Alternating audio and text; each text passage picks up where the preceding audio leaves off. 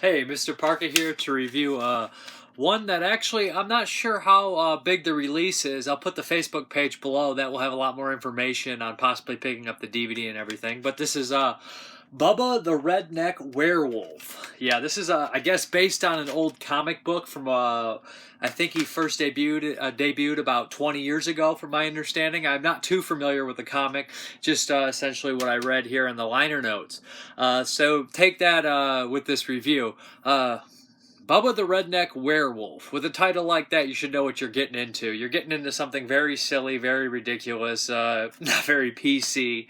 In fact, Bubba the Redneck Werewolf follows the story of a redneck named Bubba who's in love with this woman that no longer wants to be with him because he's a loser. He essentially, please, I'd sell my soul to get you back. The devil comes in, offers him a deal.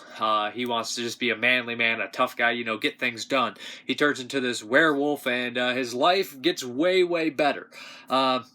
The devil then that led like a loophole in for the devil to come to this town and start basically getting people's souls, tricking them, needful things, comedic kind of trauma style.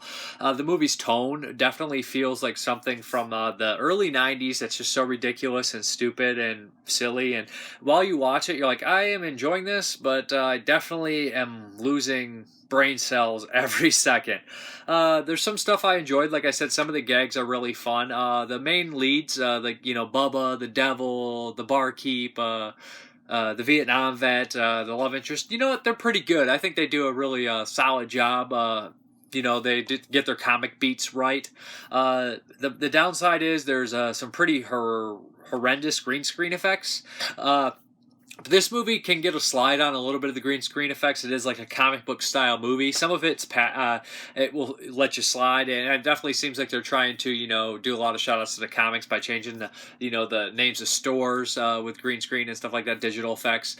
But some of it looks really rough. In particular, the zombie scene. It looks absolutely horrendous, and I think that part just looks too bad enough to cut, in my opinion. But there's a nice little joke at the end.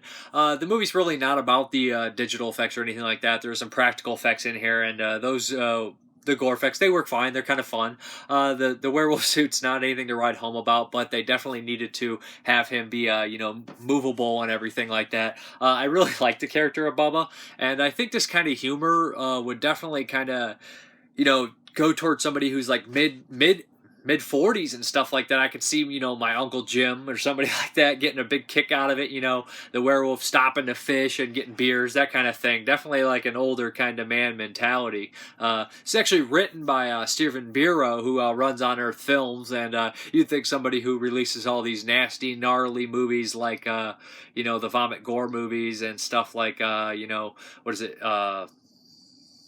let me think of another one. Tons of stuff, Hollow Sacrament, stuff like that. Just stuff that has like a pretty crazy reputation behind it. Of course, the guinea pig movies. You would think that maybe this movie would be pretty horrifically graphic or anything like that, but it's lighthearted, raunchy but lighthearted, and dare I say it, cute at points. Like I said, the green screen effects are pretty bad. It's not going to win any Academy Awards or anything like that, but it does have these zany, quirky characters that I enjoy. The man who lost his testicles in Vietnam never lets us forget it, and that is pretty funny stuff here. I think the devil tricking people, there's lots of fun to be had with that, especially the butcher, who's very articulate and then sells his soul for something ridiculous. Stuff like that.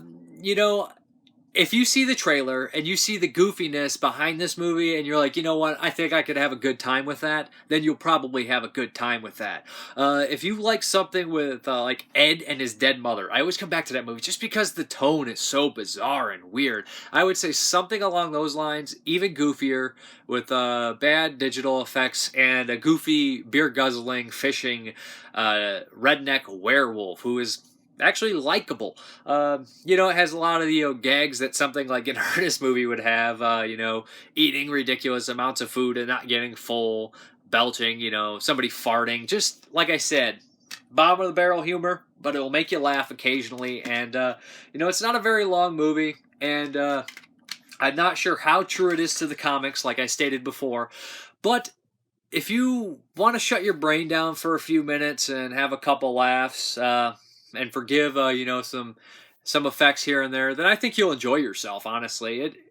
I laughed. I enjoyed it. So I'd say check out Bubba the Redneck Werewolf and enjoy life.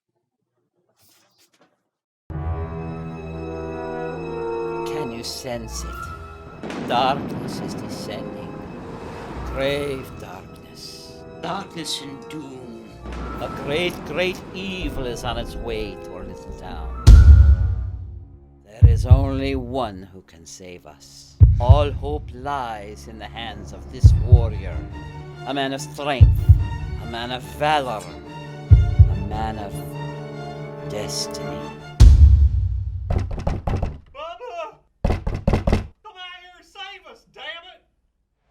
Hell. Bubba, his name's Bubba. He was no different than the folk, but now he's Bubba. Yes, Bubba. Bubba the Redneck Werewolf. He loves his truck, he loves his guns, he loves his Bobby Joe's tight buns, and howling at the moon is really swell. He may not have the sharpest wit, frankly put, he's dumb as shit, but damn it if at least he don't mean well. Bubba, brave Bubba. You're a hero for us yokels. Oh,